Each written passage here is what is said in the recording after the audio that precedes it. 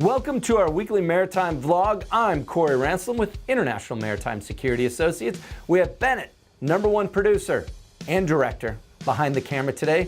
We have Mr. B with us on the floor as usual as well, making sure everything is in line. This week, we're going to talk to you about how to protect your vessel from theft.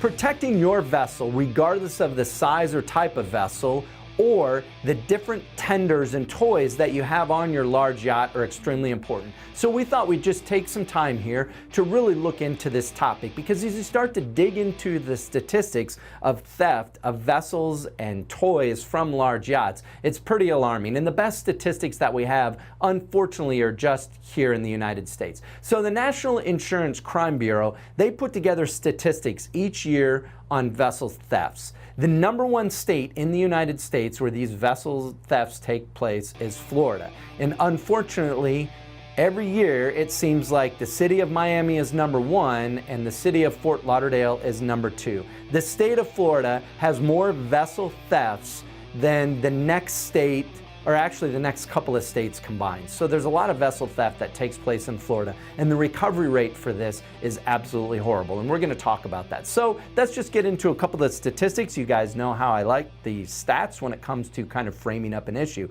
So in 2017, again, according to the National Insurance Crime Bureau, there are 1,163 reported. Now these are reported vessel thefts in South Florida. A lot of these were personal watercraft, but it does go all the way the gamut through different sizes of vessel. The recovery rate for that was only 34%. The next state that had the next most number of vessel thefts was California at only 488, and then Texas was in third place at 410. So you can see there's almost triple the number of vessel thefts in Florida than the other two states in the #2 and 3 position. If we look at thefts of large yachts, there's been a couple of different cases that have happened over the last 3 years that I thought were pretty interesting, so we wanted to highlight one case out of each one of the last 3 years. So back in 2015, the motor yacht Change in Latitude was moored in Dania Beach, Florida. Thieves got on board, and I think they spent about 5 or 6 hours on board trying to get the vessel started. They eventually got the vessel started, and it was stolen out of the marina. Incredible that they were on for that long of a period of time completely undetected. In 2016, the motor yacht Mimi, there was an attempted theft of Mimi out of the Miami Beach Marina. The thief who was on board was able to get, I believe, one of the engines started, pulled back out of the slip, ping-ponged off of like 6 or 7 other vessels, tried to drive over top of the break wall, and then ended up hitting the pier and halfway sinking the vessel before he took off. Later he was caught up in Broward County. And in August of 2018 of this year, there was an attempted theft in the marina in Seattle of the motor yacht New Atlantic.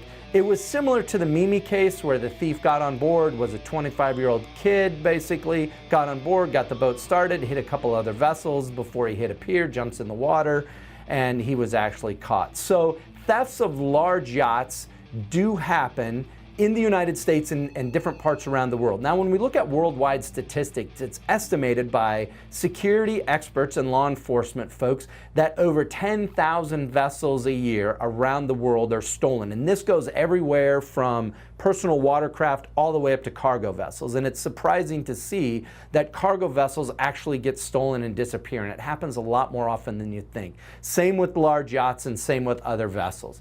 When you look at the vessels that are taken, typically they're taken to be used in crimes. So drug smuggling, human trafficking, illegal fishing, and other illicit activities of delivery of cargo on the black market. And typically the vessels may be used once or twice, and they're either abandoned or they're sunk just because the smugglers don't want to use them anymore, or the people who are engaged with those vessels don't want them to be used or to be found to be able to collect evidence. When I was in the Coast Guard, we dealt a number of human trafficking cases and drug smuggling cases where the vessels were abandoned in different parts of the world, which made the recovery efforts almost impossible to try to get vessels back from certain jurisdictions. So whether you have a smaller boat, a sailboat, a large yacht, there's some items that we really look at when we work with our customers to help them protect their vessels from either the vessel itself getting stolen or the tenders and toys from the vessel being stolen. So the number one thing that you want to take a look at is the marina where you have your boat stored or moored. Make sure the marina has good access control, fencing and access control around it. Make sure that there's good lighting in the marina. I always recommend that you have your vessel in a marina where there's 24/7 full-time experienced security. That makes a huge difference when it comes to people trying to get on your vessel and would have potentially prevented the case in Dania Beach. The other item you want to look at is marinas and facilities that have electronic systems. So electronic access control systems, CCTV systems, and in some cases intrusion detection systems. These are all part of what we call pushing that border as far out from your vessel as you possibly can. Okay, so the second item that we want to look at when we look at trying to secure our vessel is you as the vessel owner want to do everything that you can to secure your vessel. So you want to be able to disconnect the batteries if possible or put on some type of electronic ignition so it makes it nearly impossible for someone to start the vessel. You want to do everything that you can to lock hatches and accesses to the interior of the vessel, and that's not always possible, but you want to do the best job you can to be able to secure the access to your particular vessel to make it a lot more difficult for someone to get on board. Okay, the third item that we want to look at is you want to look at some electronic systems that you can put on your vessel fairly cost effectively so you can monitor.